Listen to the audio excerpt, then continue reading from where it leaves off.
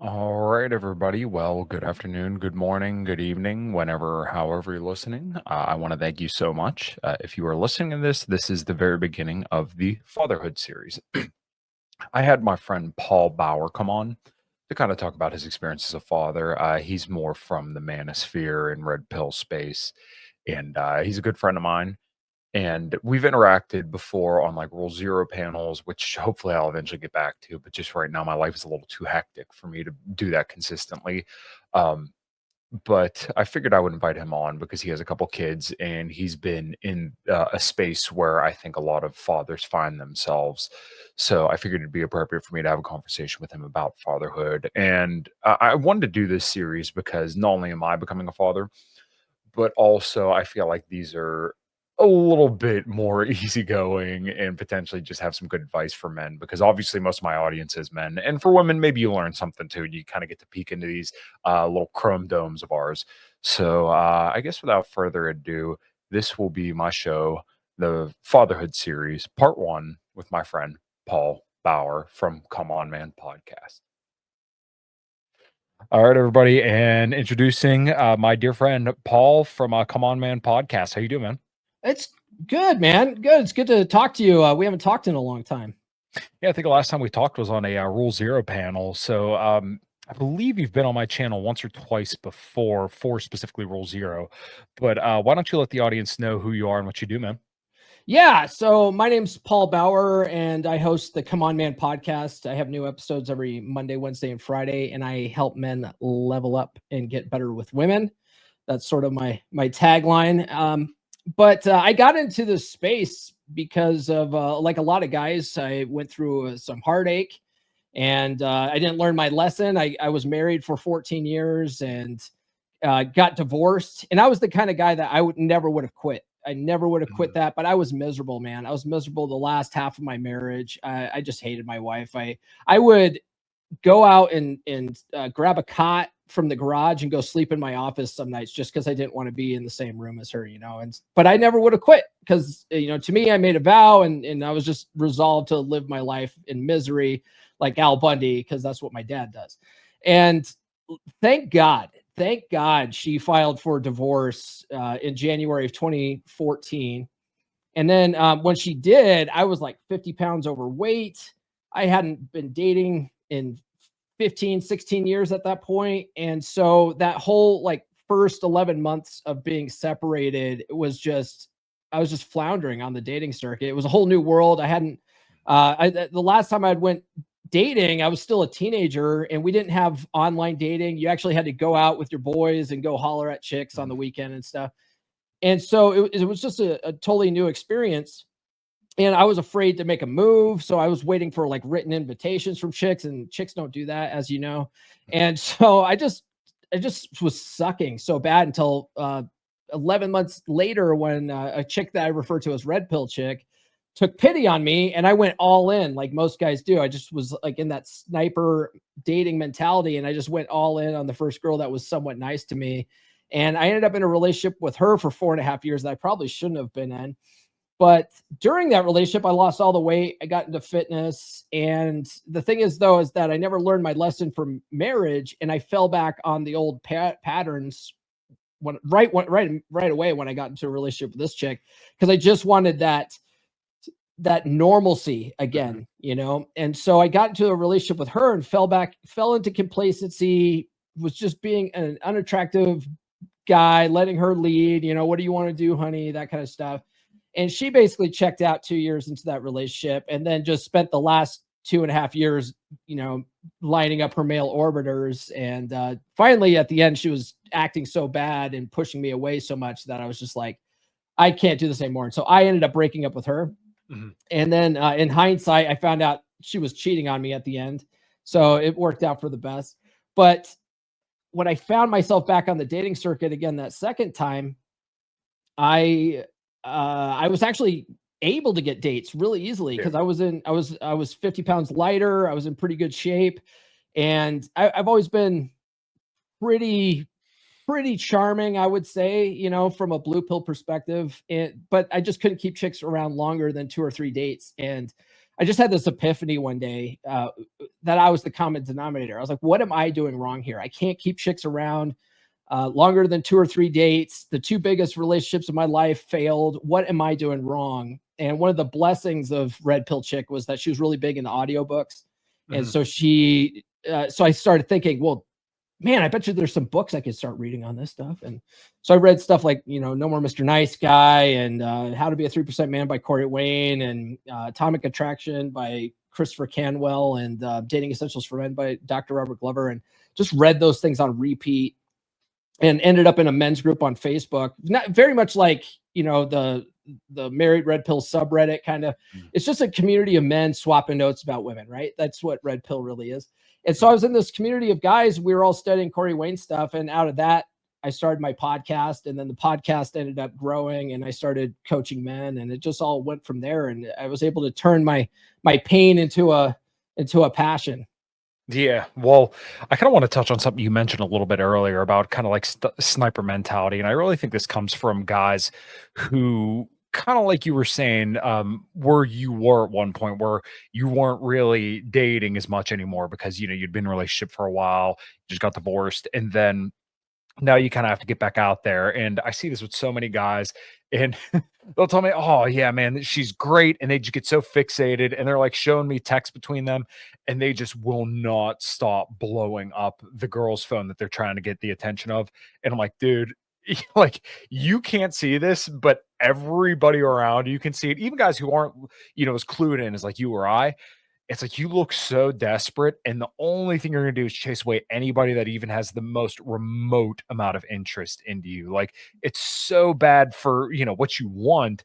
And to most guys, it's not really intuitive, because we think, oh, if I just shower this affection upon somebody, they're going to reciprocate it tenfold, right? Like, they should just totally fall for me if I just say the nicest thing and do the nicest stuff 24/7. Then I'm going to live a problem-free life, which is kind of like a covert contract, which I'm sure we'll talk about here in a little bit.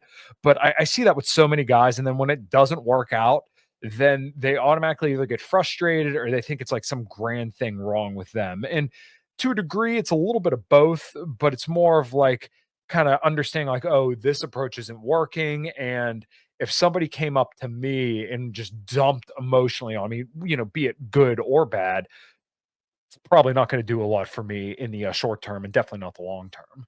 Yeah, no, and that was definitely me. I was the over texter. I was the guy that was just like constantly trying to get that validation, right? That dopamine hit of getting her to text back with me. And man, like I mentioned, Christopher Canwell's book in Atomic Attraction, he's got a case study in there where he talks about this gal who went to a convention or a conference or something like that, and she meets 2 different guys. And the first, like, she gives both these guys her number, and one guy like sends her a message the next day and says, "Hey, it was really nice meeting you," or whatever. Then she doesn't hear from him for an entire week. The other guy just won't stop texting her. He's texting her a play-by-play of his life, like, "Hey, I just went to the gym. Hey, just got done washing my car. What are you up to?" Just stuff like that. And I was like, I'm sitting there listening to this going, Jesus Christ, that was me. Yeah. That was me, especially in my relationship with Red Pill Chick. I would text her all day long. And in the beginning, I think she thought it was kind of cute and fun. But near the end, when she was pretty much done with me and mentally checked out, like, she wouldn't respond to me for hours and stuff. And I would still just keep double texting, hoping that she'll text me back and shit. And then when we broke up, every chick that I went on a date with, I was just like, "Hey, what are you up to?" And I just immediately went into, I'm in a relationship with this chick now mode. And I think that's really the problem with the sniper dating and the sniper mentality, is that guys are immediately making themselves exclusive to these chicks when these chicks are out there weighing their options. And when a guy realizes you need to be weighing your options too, that's how you're going to find the best possible contenders, for if you want to be in a monogamous relationship. That's not for everybody, but I would venture to say most guys want that. And you're only going to find the best of the best if you keep your options open, because that's what women do, because women are looking for their best option. That's hypergamy, right? So that was a game changer for me when I realized I was doing it all wrong. Yeah, and I think that's a little bit of a painful revelation for some guys to realize that like women will gladly, and this is going to sound harsh, but use men in this respect where, hey, he's taking me out for dinner, he's treating me nice, he's giving me all this, affirmations and attention, and she may not be screwing him. I mean, there's a chance that she is if she really likes him, but she's getting all these free dates and free attention from other guys. So why would you assume that your attention is any better than theirs? Now, obviously, there's like indicators of interest and stuff that you could tell that, maybe she's investing back in you. But I think of a friend of mine who he's been talking to this girl for the last couple months, and both my wife and I have both pretty much told him, like, she has no interest in you. And I remember him saying something like, oh, I do all this stuff for her, but then like, hey, I asked her to run me to the bank or something like that, and she just lost her mind, like would not do it. And once again, I'm telling you this instantly. You're like, oh yeah, next, like move on. Yeah, She's not willing to invest in that you at tells you all. everything you need to know right there, bro. Right, exactly. But like for us, it's easy. But when you're emotionally involved in this, which I know I was this guy at one point, and it sounds like you kind of were too. If they give you a little bit of attention, you think, okay, well then that must mean they're invested in me. But though you kind of have to look at the bigger picture and like, oh, if it's a problem for them to just do something nice for me, then that clearly means they're just not interested. And like I said, to us, it's like, oh yeah, that's simple. But for someone that's emotionally invested, they can't see it. No, they've got their blinders on because they're so Yeah. Twitter pated, and they've already built up the story in their head. I keep talking about Christopher Canwell. He calls it chronesthesia, but in Mm. NLP we call it future pacing, right? Okay. And a lot of guys will do this future pacing where they put themselves in this vision of being in a long-term relationship with this chick. They got the white Mm. picket fence. They're picturing what it's like making love to this girl and like having kids and frolicking on the beach and all this kind of stuff. A lot of these guys will be doing this before they even meet her in person. They're doing it Mm. on the dating app. They just sort of mentally time travel to the future, and so when it doesn't work out, they're crushed by it, Yeah. and that's a big thing. And it's just because you're telling yourself a story in your head that's not necessarily true yet, and you need to sort of take a step back and keep your head on a swivel a little bit, be a little more lovingly detached, I like to say. Yeah, that's actually a really, really good way to put it. Um, yeah, these mental complacencies that guys kind of get in their mind of like, oh, I met this chick and we're talking now. She must be interested. I heard this theory. It was called error management theory, where basically like all women assume that guys being nice to them is just them being nice. Whereas like guys, when guys are like normally being nice, that's them trying to flirt, right? Whereas like men interpret women being nice as women, having a genuine interest in them. Not exactly perfect 100% of the time, but it is a pretty decent heuristic.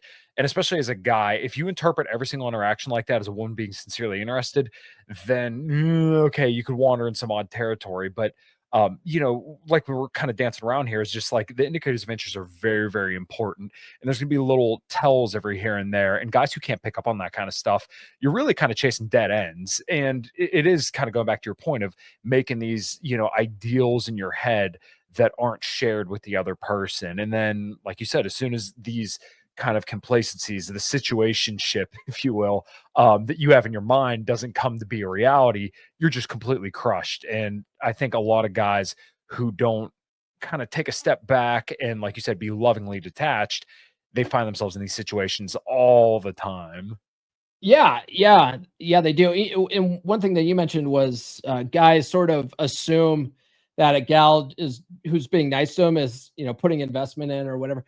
That actually sort of benefits men in a way. If you're not sniper dating, right? Yeah. If you're actually spinning plates and you're actually going out and you just are assuming these chicks like you, that will do better for you, honestly, than assuming chicks don't like you. Because if you go up to every girl just assuming she probably does like you, you're going to be less anxious. You're going to Mm. be, more relaxed and able to actually probably get her to like you, just by being your charming self. But if you go up to a chick and you assume you're bothering her or that she doesn't like you or she's not going to like you, your body language is going to give that away, and she's not going to like you.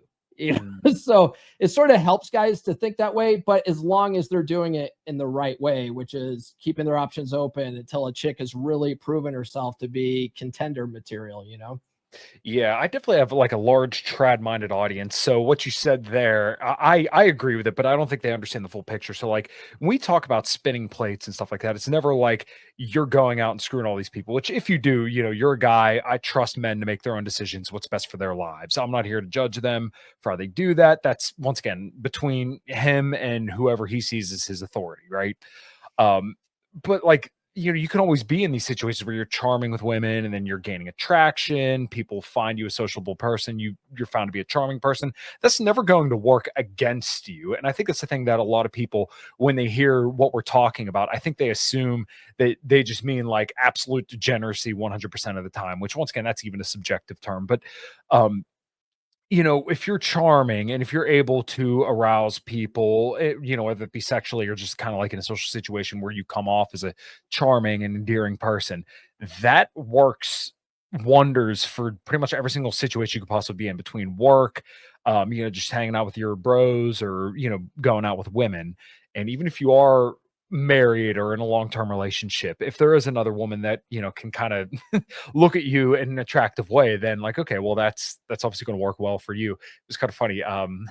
My wife and I were out last weekend, and the waitress asked me if I was a bodybuilder, and I was like, oh, it kind of caught me off guard because Yeah. most guys aren't really used to getting compliments like that. But I was like, oh, well, I mean, I do work out, but I'm not like that.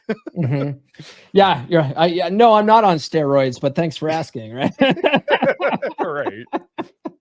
I can see where you might get confused there. I am pretty. I've been working out quite a bit. Yeah. Well, that's actually good though. That sort of passive dread game. Right. So you said your audience is a little more conservative, a little more you a little more political Traditionally leaning. minded, yeah. Oh, okay. All right. Are you're a Christian guy?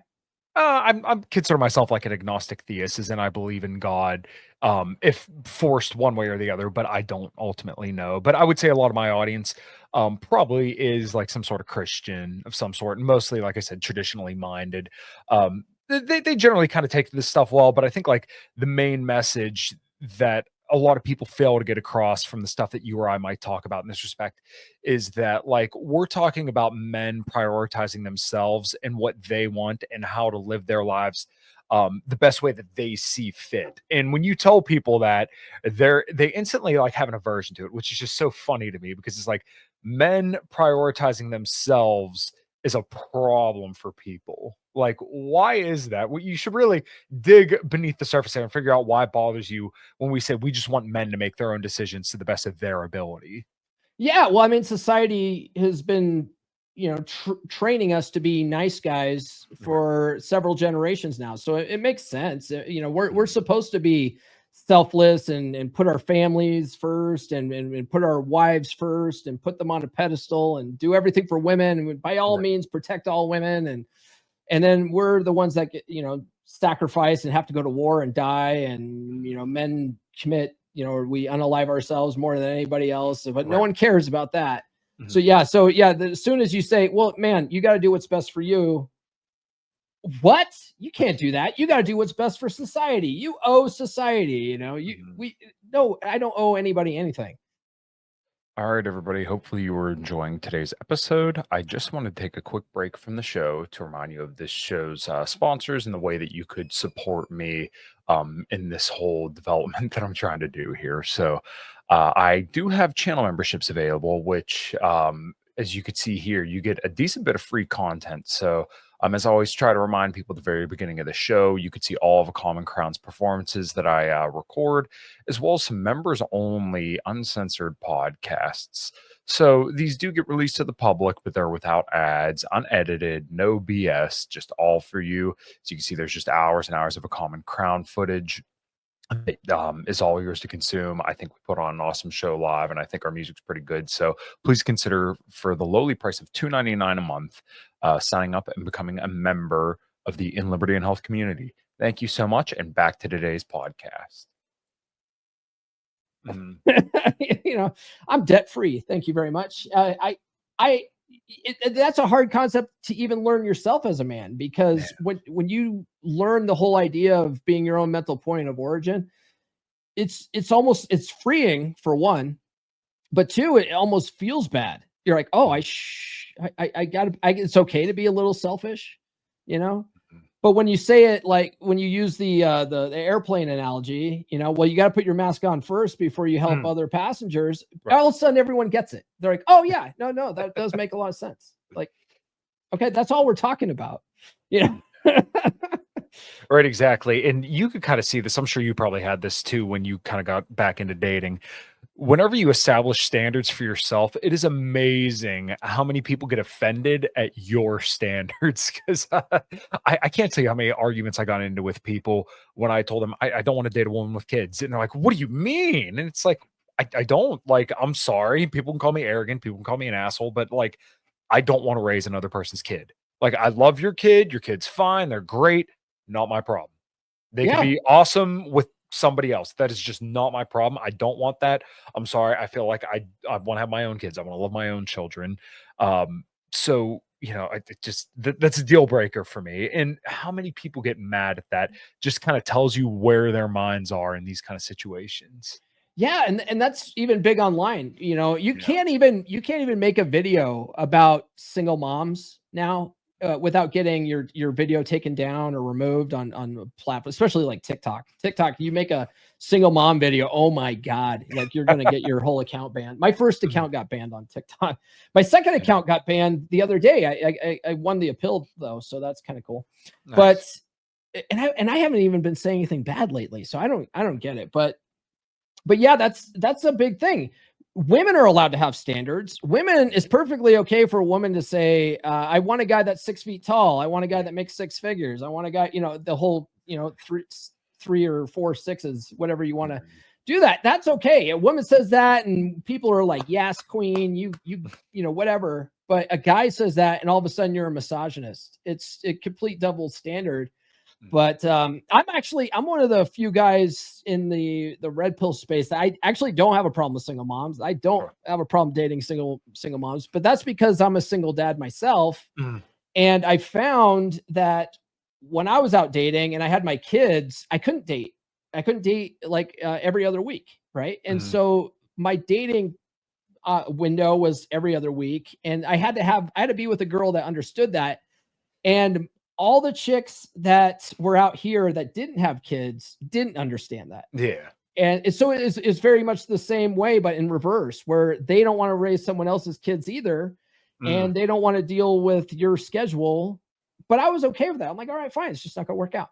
Yeah. But I found dating single moms worked well as long as they had the same schedule as me. If they had, Mm. if they were full time single moms where they had the kids all the time, they had no business dating. They had no time for it. Yeah. Um, it's, you know, bless their hearts or whatever, but they just had no time for it. So they were just on the dating apps, wasting everyone's time, seeking Mhm. validation, and they could never go out. Whereas if they had the same schedule, it was perfect because it was like you be with your kids, I'll be with my kids. We can keep the kids separate, and then we can come together when we don't have kids, and it's a beautiful thing. That's my relationship with nurse chick is like that. Mhm. She has her kids on the same week I have my kids, and then on the weeks that she doesn't have her kids, she comes and stays with me, and we stay together for a week at a time, and it's great. And then we also get space from each other, Mhm. which a lot of people don't realize how you need that in a long-term relationship. You need to Mm. create artificial space because attraction grows in space. If you're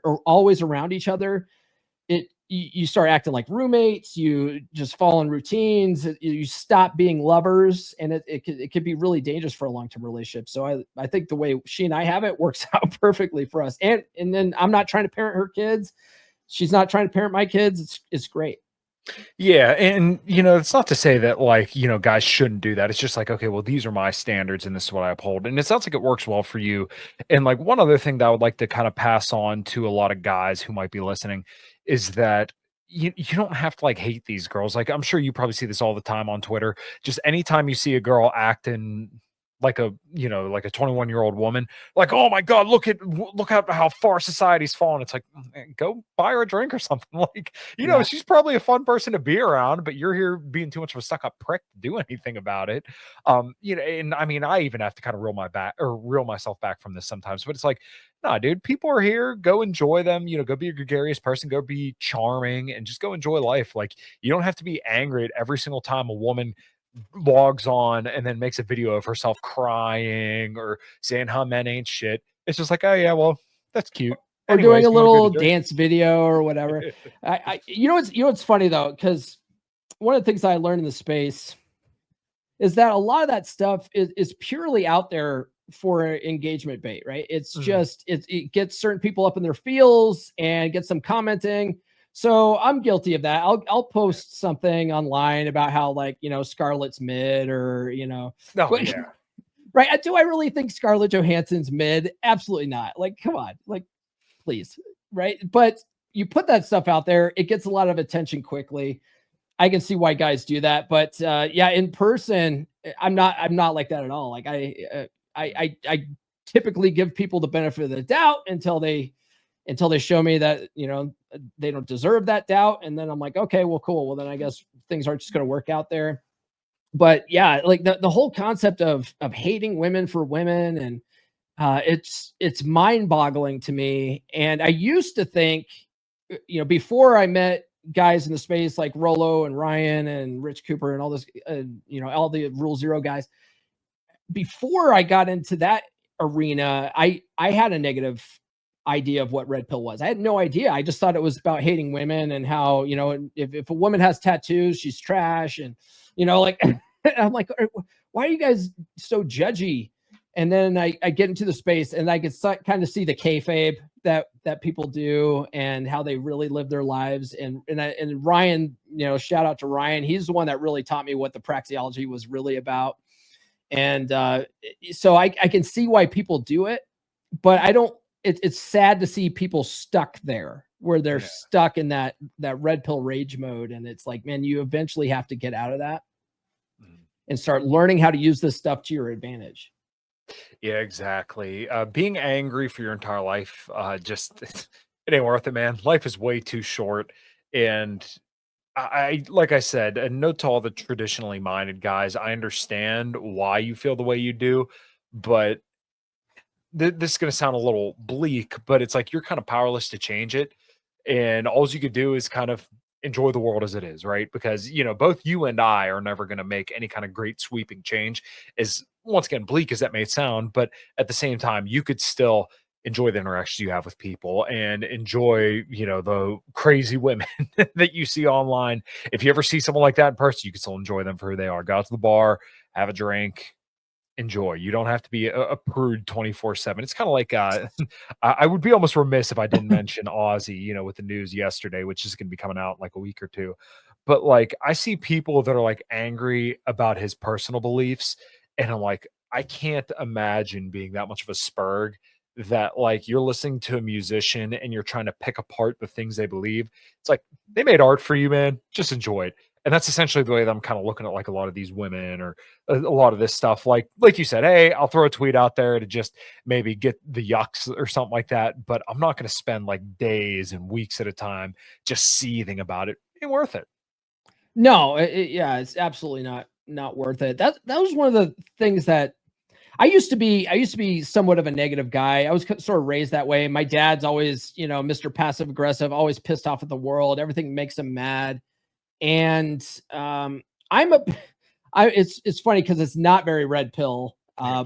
But I'm a big law of attraction guy. I'm very woo-woo into that kind of stuff. And the best thing about it, when you do apply it to the space, is that it's an excellent framework for mental frame, Mm, because a lot of it is about positive thinking and trying to take everything that you have in life and try to see the benefit in it or whatever. And ever since I started doing that, ever since I started trying to see the good in everybody and the good in every situation, and even when something bad happens, I stop focusing on it and I start focusing on the opposite. Like my entire life's changed. My entire life's mm, changed just in such a great way. And it's like how we sit there and view our thoughts, or on a daily basis, does impact how we see reality around us. mm, And yeah, it's kind of sad to watch when you see other guys who have a completely different paradigm, and they've mm. got it's a very negative paradigm, and they're you see it in the incel community. Have you ever seen that was it that incel.co or incel? Yeah, incel.co or something like that. They've retweeted my stuff a few times. I'm like, oh my God, please don't. Yeah, they've got a huge following on X. Yeah. And so I'd like to go in there on their comments sometimes and just drop a little positivity. And I just get raked over the coals by all the guys, but it's still engagement. You know what I mean? I do that because I love kicking the hornet's nest of the MGTOW community and the incels, because there's always a handful of guys that shouldn't be in that community. Yeah. But we have a negativity bias in our brains, and they've just sort of gone down that rabbit hole, and they think they're stuck here, and they start sort of buying into the propaganda of why you can't, why you shouldn't even bother, why you shouldn't even try, the juice isn't worth a squeeze, all that kind of stuff. And then I'll say something where they're like, wait, what's this guy on about? So there's always like a handful of guys that will sort of break out of their complacency and go, okay, what's this guy all about? He's a dick. Let me go attack him for a little bit, but let me also follow him. Oh, that video makes sense. Oh, and next thing I know, I've got like, hardcore fans where they're like, oh, I'm getting laid now and stuff like that. I have guys in my wolf pack that are like that. They were in the MGTOW incel space. And they joined the wolf pack and they started doing the work, and they're losing weight, and they're like getting laid all the time. And they're like totally different guys now, Yeah. Well, it's so funny because like you could see so many guys that you're like, oh, this guy has potential, but he's just choosing to stay angry. And I think that's like, there are lessons to gain from the MGTOWs, from the incels, but that's not somewhere you want to stay. That's not something you want to occupy your mind with too much, because it really is like a toxic negativity. And what I see from a lot of that is just like, oh, you can't, oh, the world's crumbling around you. There's nothing you could do about it. But man, I don't know. I just think as a guy, when you look around at the average guy and you start reading into like what the average dude is, over 200 pounds, couldn't bench press his own weight, couldn't deadlift much more than his own weight, couldn't even come close to squatting his own weight. It's like, okay, well, if you spend 6 months at the gym, you're already like above the average guy, right? Okay, so now you spend a year at the gym and you're exponentially better than the average guy. If you just learn to be a moderately sociable person, you're leaps and bounds better than the next guy. So like the barrier to entry to get better as a guy is so low. And that's what's so frustrating about looking at a space like that. It's like if these guys just like touch grass and then, picked up a barbell every once in a while, their lives, they'd be completely different. They would unfollow incels.co or whatever and just go really make the world a little bit better for themselves. Yeah, and that's one thing I talk about a lot. I mean, in Rollo's fifth book, Player's Handbook, he talks about that, how something like 75% of Americans are obese. Well, that means if you're just not fat, you're already in the top 25% of guys. Yeah, that's it. So as long as you can get people, like I said, I'm a law of attraction guy, and a lot of it's all just NLP. But if you can just get a guy to realize that he's got a shot, and you give him a little bit of hope, now they're willing to try, and that's all they need to do. They just need to get out there and try a couple times, right? And they might go and they might crash and burn with the first girl that they talk to, and then they might try to give up and be like, see, I was all right. Like, bro, that's a sample size of one. Okay. There's no study in the world that will take a sample size of one and then just make their decision based on that. Okay. You got to go out and talk to a bunch of girls, right? If you go out and talk to 30 girls and they're all rejecting you, okay, now we got some numbers to work with. What's your approach like, right? But to just completely give up and talk yourself out of it before you even try, it's really sad. It's really sad. And to that point, if you are just in that top 25% of just not being fat, then I highly doubt in those 30 approaches, I sincerely do not believe that all 30 of those, you're going to get a straight up rejection or completely crash and burn. Will you on, a little bit of them, it's your first time out?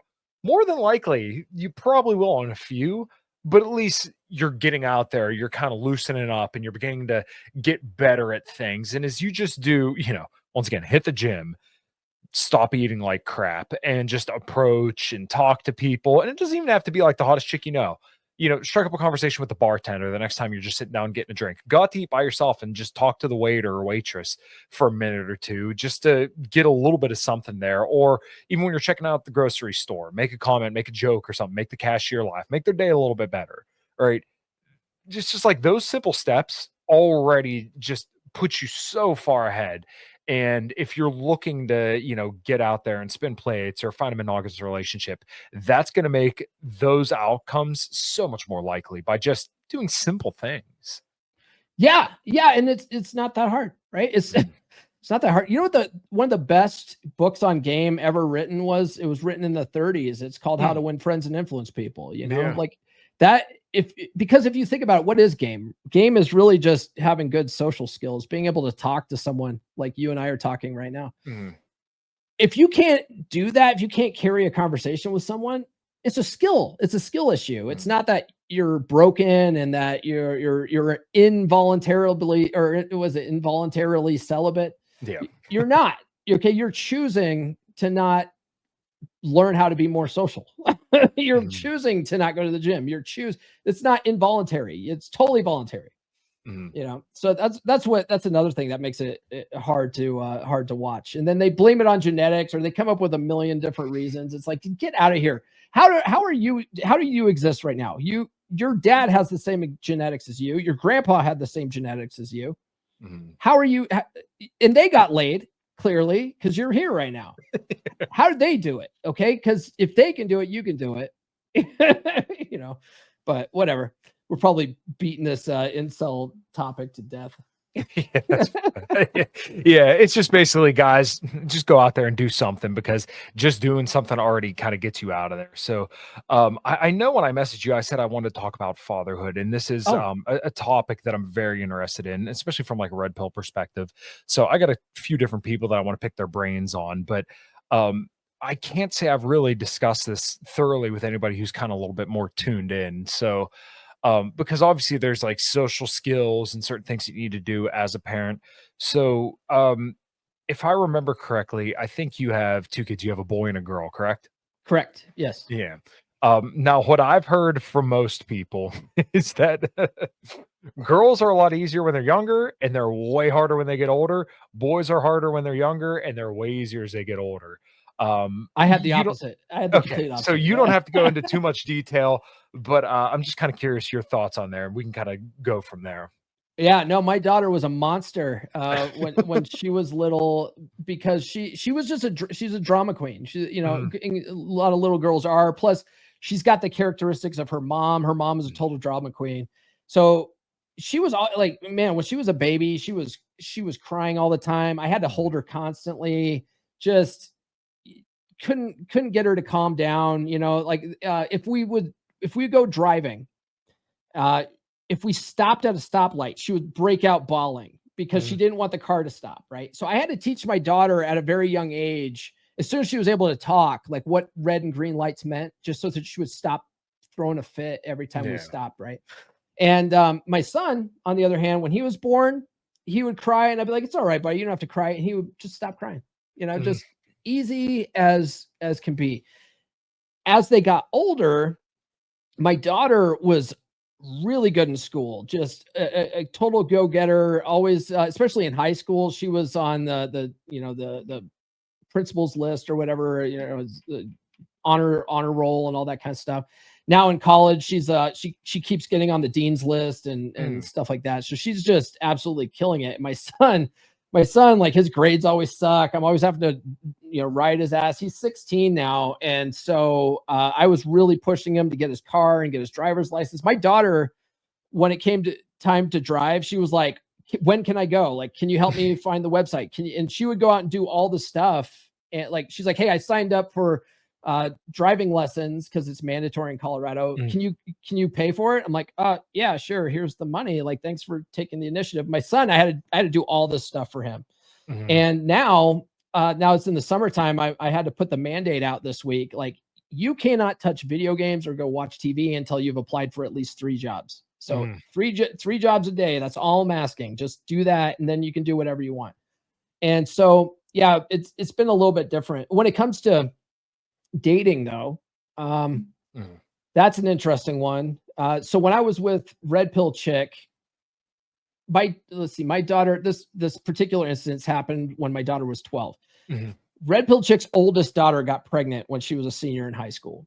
Oh. And so I remember getting the news that her daughter was pregnant, and I was like, this can't happen. This can't happen in my house. And so when I got my daughter back that next week, I was like, we need to have a talk. And so I sat her down in her room and I gave her the talk when she was 12, and she was mortified. Oh, Dad, I don't want to talk about this. And I'm like, we're talking about this because this cannot happen in my house.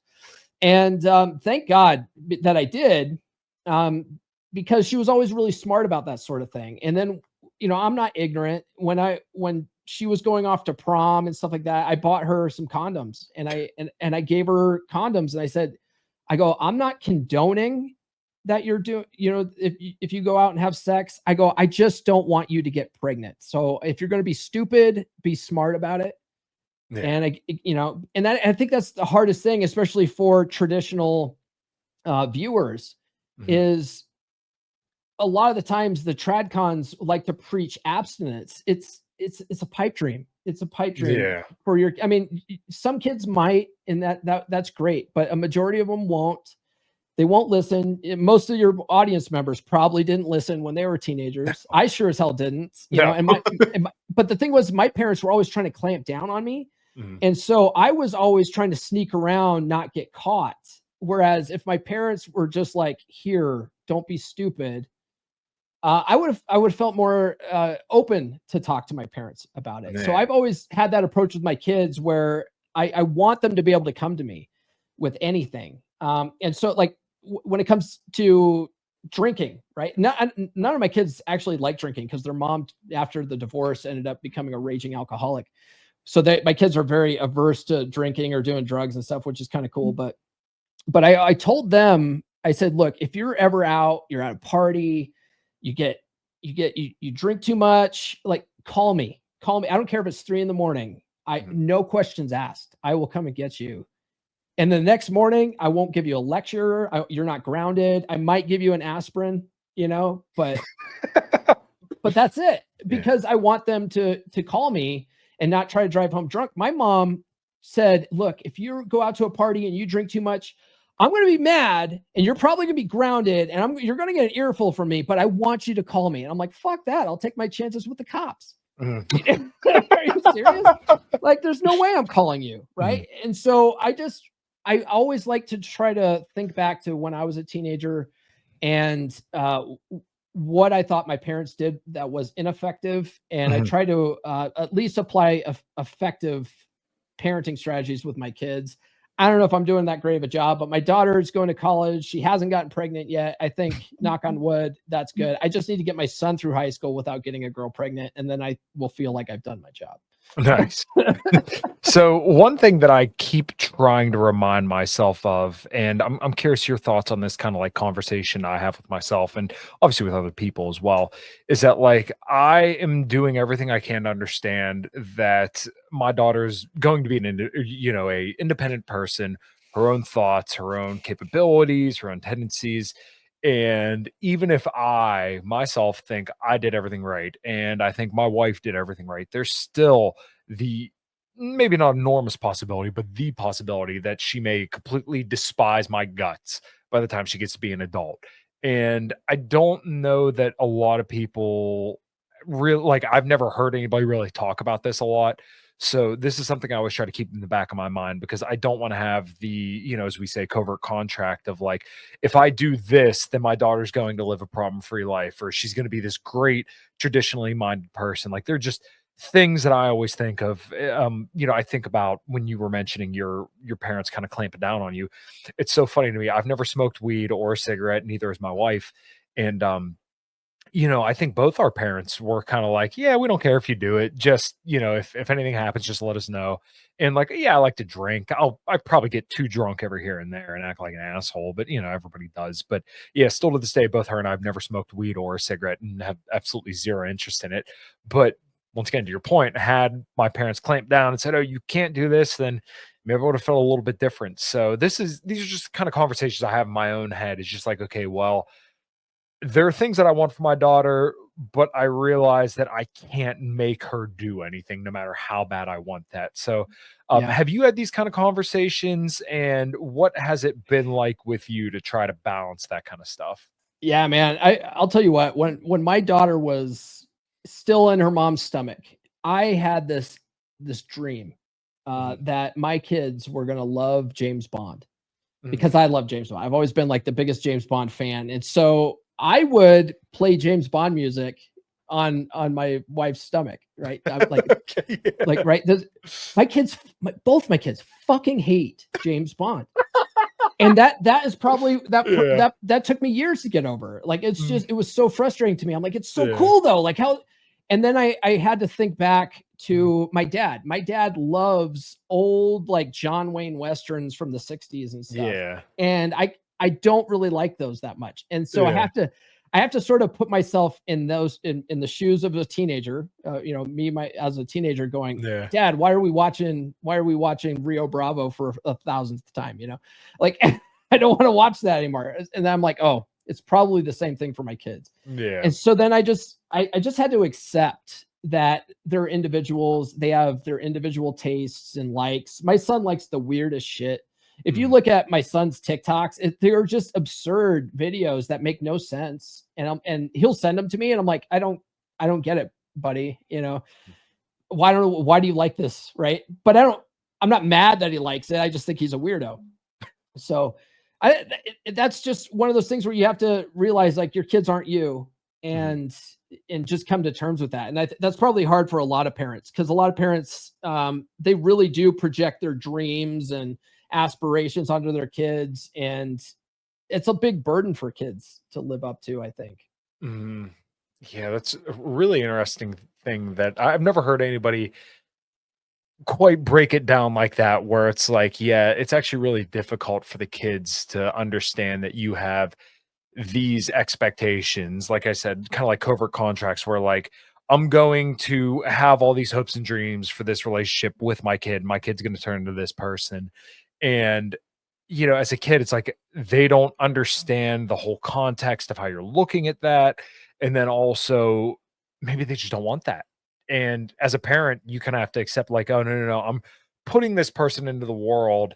And I'm hoping, or at least my hope is that I raise my daughter to be a fully autonomous person who just does what she wants to do and is great at whatever she chooses to do. But obviously, I'm trying to also be keenly aware of that. Like when she is here, I'm still going to have these wants and desires, and I'm going to have to constantly battle myself at every step to realize, like, oh, she has to make this decision. This is the decision I get to make. Right. Um, do you find yourself ever battling that specifically where it's like, I want my daughter to do this, but then, maybe she doesn't, and you just like, is that accepting difficult? For me, not anymore. Okay. I would say if you talked to me like 6 or 7 years ago, that would have been really hard for me. Okay. One thing that's recently happening with my daughter. Mhm. So I was always raised relatively conservative. I've always Sure. sort of leaned more Republican than Democrat, certainly. But my daughter, high school, she had a lot of liberal friends, a lot of LGBTQRS type friends, Mhm. and my daughter started hanging out with that crowd, and now she sort of leans way more left. And so, and then going to college, it's even worse, right? And Yeah. so so she's off at college now, and like she hates the president, she hates Donald Trump, but she's not one of those like purple haired Deranged. yeah, she doesn't have like Trump derangement syndrome at all, Mhm. but she doesn't like the policies, she doesn't like all this kind of stuff, and I've just accepted it. I'm just like, okay, well, you can vote for whoever you want to, I'm Mhm. not going to tell you who to vote for. You're an adult now. Mhm. And so just sort of meet her where she's at, right? And we try not to talk about politics too much. She talks about politics a lot because she's a poli-sci major. Mhm. So, but I just tell her, I go, I don't really care. I don't really follow politics anymore that much because it's toxic. All right, we're going to take a second today to chill and tell you about the show's sponsors, Tiger Fitness. Make sure you go to the link below to get all the supplements that I use day in, day out, and beyond. As I always say, you do not need supplements to become all jacked and tan or to progress in your health journey, but they could definitely be a useful tool in that respect.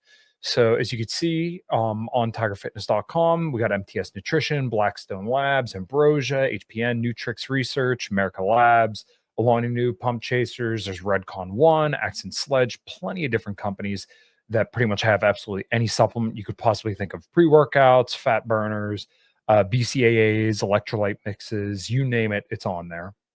So go to Tiger Fitness through the link below. Use code Kyle at checkout to let them know that I sent you. Get your protein powder, you name it, anything that's going to help you stick to your diet and hopefully achieve your health goals. All right, thanks. Back to the show. But my mom is hardcore Republican. My mom Mhm. spent the last 7 years volunteering for the local Republican Party here in Delta, Colorado. Mhm. And in fact, she just got a major award where was it Eric Trump came to talk, and she got awarded some kind of thing. And I don't know. My mom is devastated that her granddaughter, her only granddaughter, is voting Democrat. And I'm Mhm. like, Mom, she's her own person. Like, what Yeah. do you want to do? Do you want me to just nag the shit out of her like you're gonna do? Like, no one likes that. No one likes that you nag the shit out of everybody, Mhm. right? So I'm not gonna do that to her. She's her own person. She can make her own decisions, So that it's gotten easier since I've worked on my own mental frame, right? Sure. And sort of just realizing I can't control other people. I can only control myself. That sort of thing has become much easier. But man, if you talked to me 7 years ago, I would have been livid that you can't even come to Christmas dinner if you're not going to. Yeah. So I'm glad you kind of mentioned frame, and I guess this kind of goes over to mental point of origin as well. Are there any red pill kind of practices, if you will, that you feel help you best as a parent? And do you find that some are more applicable to your daughter, which I'm sure they probably are, or do you find that any might help you out with your son as well? Which I know that sounds a little bit counterintuitive to people, but I still feel like there's certain social situations that are going to require calibrating yourself differently, as it goes. Yeah. I would say as far as red pill goes, um, one thing, like, how we often talk about in the space, you can't red pill your friends. Yes. You can't necessarily red pill your kids either. My Mhm. son, he had a girlfriend this last year, and he was a sophomore and she was a junior, so he was dating an older woman, but I could tell certain things about her and I would hint at them to him, but just straight telling him certain things, you could tell he didn't want to hear it. Yeah. And so I would catch myself and have to pull myself back and realize you can't red pill your friends, right? Well, you can't red pill your kids either. So I would just sort of ask him sort of uh Socratic method type questions to Yeah. get him to kind of come to the conclusions on his own, right? But one of the things I noticed was that he was always initiating the conversation with this chick. He was always the one trying to keep this relationship going, and she really had very little interest. And I would say, man, don't you think that it kind of seems like you're putting in a lot of more all the investment here and stuff? And he was like, yeah, I think I am. And that was slowly started. He started realizing that I was right. And then he would come and ask me about game questions and stuff. He's like, Dad, what should I do if she's doing this? I'm like, well, this is what you can do, X, Y, and Z, right? And then he wouldn't do it. He would disregard that and then go and do whatever he thought was right. And one of the things was he went and had a conversation with her about how he felt like he needed her to spend more time with him and all this stuff. And I'm like, he goes, yeah, she's spending more time with me now. And I'm like, oh, what'd you do? And he goes, oh, I talked to her about it. I had a conversation. I go, that never works. That communication's not the key to a healthy relationship. And I said that sort of jokingly, but also seriously. And then a week later, I said, so are things still going good? No, she's ignoring me again. And I go, see, the reason why that doesn't work is X, Y, and Z. And I tell him, and he goes, oh, I didn't realize that. So now he's slowly coming around. The real thing with red pill when it comes to kids, in my opinion, is you're having a daughter. You're going to give her different advice than you would give a son. Of course. That's probably the biggest red pill reality when it comes to kids. Because my son, I tell him, don't get married. Like, there's no benefit for you to actually get married. There's no reason why you can't have kids and have a long-term relationship, and you can set up things legally so that, you know, in a certain way, but actually getting Uncle Sam involved in your relationship is just a terrible idea. Yeah. My daughter, I'm like, oh no, by all means, please get married. Like, please, whatever you do, find a high value man that's going to provide for you and all this kind of stuff, and take advantage of that. And make sure, like, you can, you know, you're covered in case the divorce, you know, doesn't work, or you get divorced or whatever. Right. I'm all pushing for her to get married. My son, complete opposite. And then I tell him, I'm like, look, and if you want to get married, like, wait until you're established, like you're in your early 30s. Like, don't try to rush for marriage like I did, because I got married when I was 20 years old. You know, I'm like, don't, like, just play the field in your 20s, have some fun, you know, don't get into anything serious. And then in your 30s, if you want to, maybe then, but even then, consider not actually getting a contract signed, you know, and if you do, get a prenup and, you know, like all that kind of stuff. So I just tell my kids two different things, or, you know. Yeah, it's an odd reality to think about, but you're right. When it comes to your daughter, it's maybe not just your daughter, but like daughters in general. As a father, it's always odd to me, because it's like, how do you tell them what you would want in a woman to keep her around without basically getting her in with somebody that's bad? Like, I don't know how to exactly make this point clearly, but like, obviously you want a wife that's readily available, right? And by readily available, I mean, you know, we'll give you sex pretty much whenever you want, is loyal to you, and is willing to return on investment. Like, how do you teach that to your daughter? And then how do you teach her to know a good judge of character, which I know these are like incredibly ambiguous terms, but it's like, how do you make her know who the best guy is? And I think I know where your answer is going to go, because the answer for me is I have no clue, and I don't think anybody has a clue. Yeah. But yeah, I'm curious your thoughts. Well, I mean, if you think about it, right? If a girl has genuine desire for a guy, to steal the, you know, to throw around the genuine desire term, if she really likes a guy, like, she doesn't have to be told that she's going to be sexually available. She's going to want to, right? So you don't have to, I don't think you even have to tell your daughter that sort of thing. One thing I do have to tell my daughter is, she's got a boyfriend, and her boyfriend's kind of cool. I get along with him all right. He comes over. If I see my daughter kind of like disrespecting him a little bit, I'll pull her to the side and say, hey, don't treat him like that. You know, like, you probably don't realize it. It's probably it's probably just an afterthought for you, but for him, it feels this way. Yeah. You know, so I'll do that. I'll do that in private, though. I won't like dress her down in front of her boyfriend or anything like that, but I'll pull her to the side and just sort of give her a hint on, hey, don't do that. Right. My son, if he like, I had to take him on a couple of dates, or take him to dates before he had his car. And I actually am very big on opening doors for women and still doing the chivalry thing. Cause a lot of guys look at that like it's simp behavior, but you can also use it to set the tone in your relationship. Yes. Right. And so I have my son, I'm like, don't let her get the door. Right. And so if I was driving him and his girlfriend around, I would tell her, I would say, hey, let him get the door for you.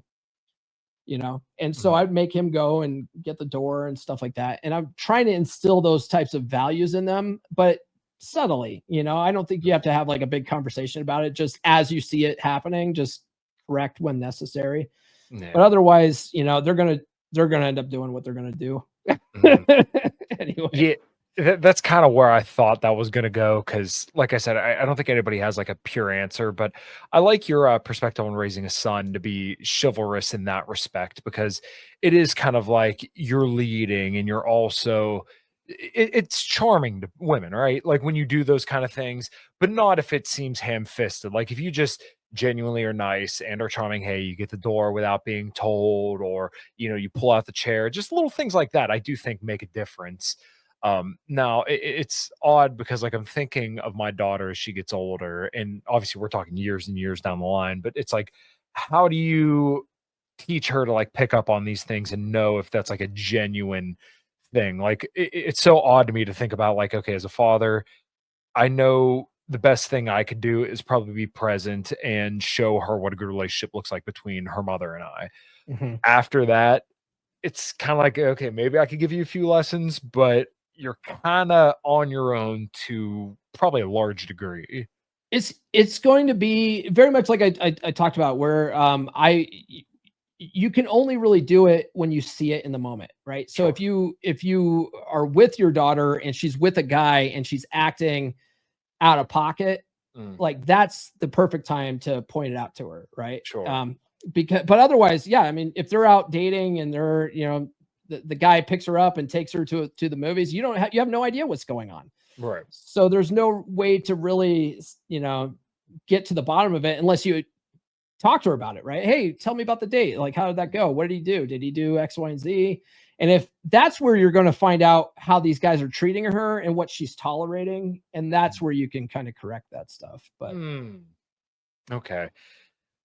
When it comes to having your kids trust you, because I feel like we kind of talked about this a little bit earlier, but um, have you found approaches that work better and ones that have worked worse?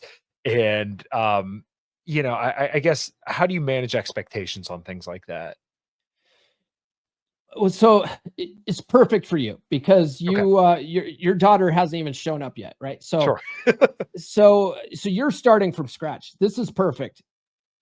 I sort of in the beginning, I didn't know what I was doing, for one, but in hindsight, I look back on it going, I actually did pretty good, I think.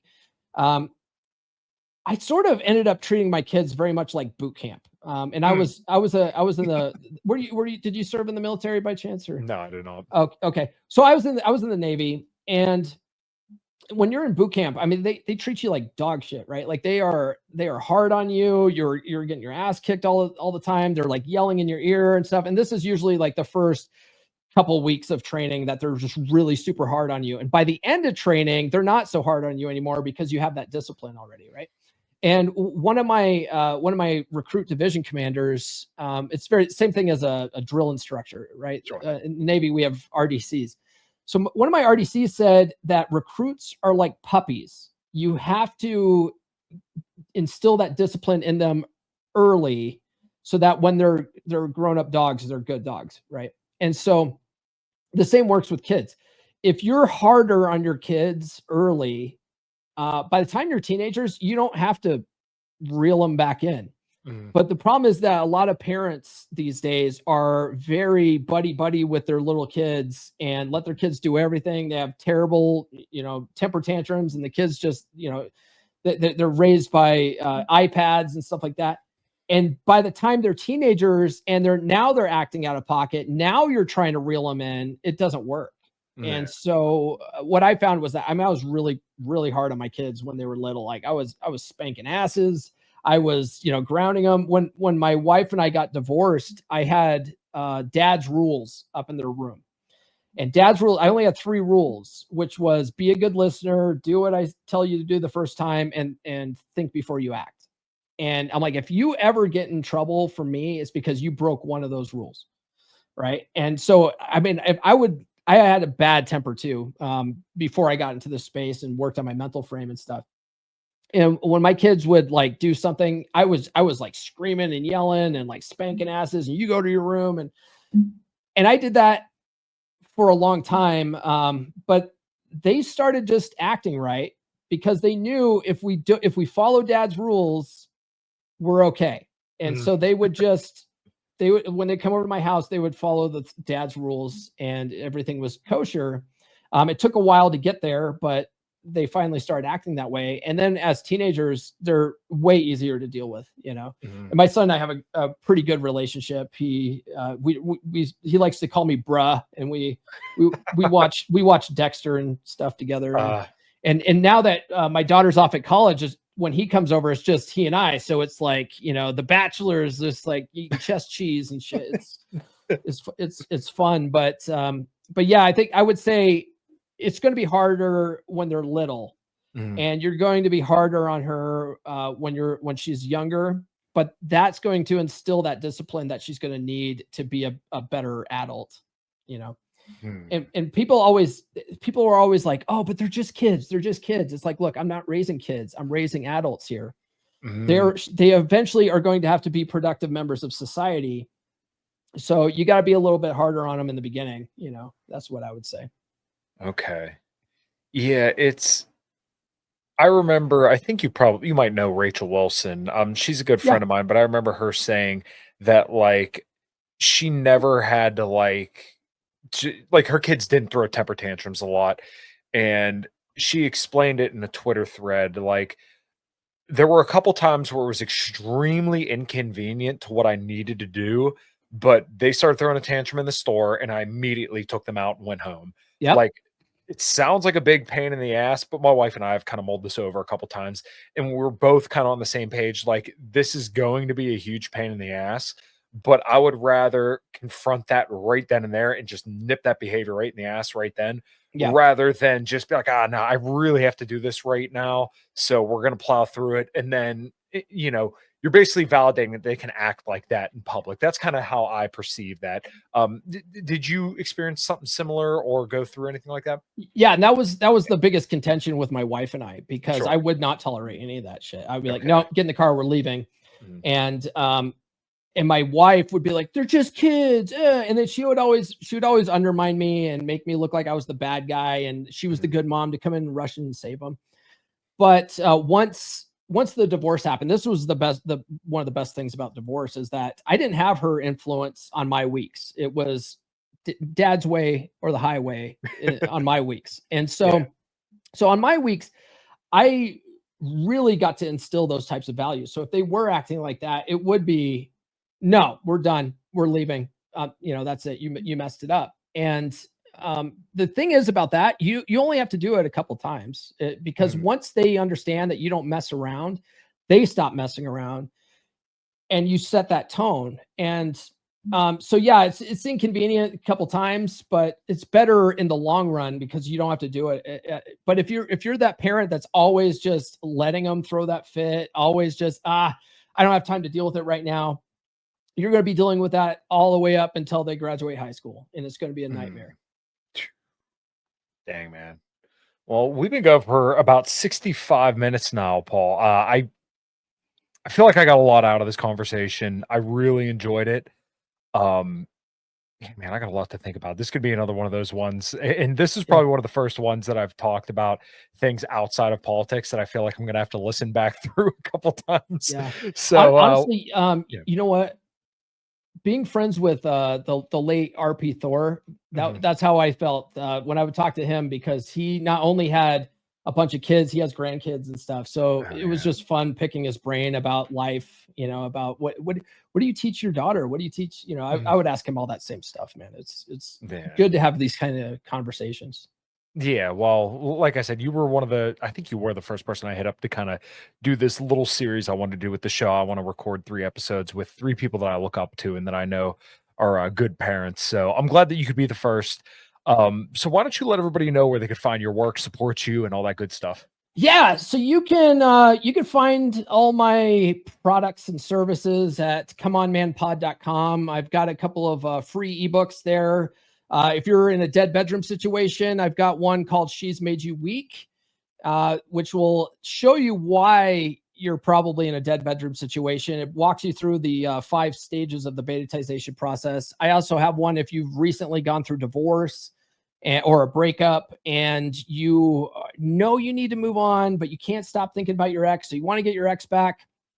I've got a free ebook called fine. Here's how you get her back. It walks you through the seven steps to get an ex back, which is what all the get your ex back coaches use. I'm giving it to you for free in this ebook, but it also explains why that's a terrible idea and why you need to move on. So go to comeonmanpod.com and whatever your situation is, grab that ebook. That's what I would say. And then you can also find my podcast on there. I have new episodes every Monday, Wednesday, and Friday. I'm on all the good podcast platforms, so you can subscribe on your favorite podcast platform when you go to comeonmanpod.com. All right, Paul. Well, thank you so much, brother. I really appreciate your time. Thanks for having me, Kyle. Thank you. Of course.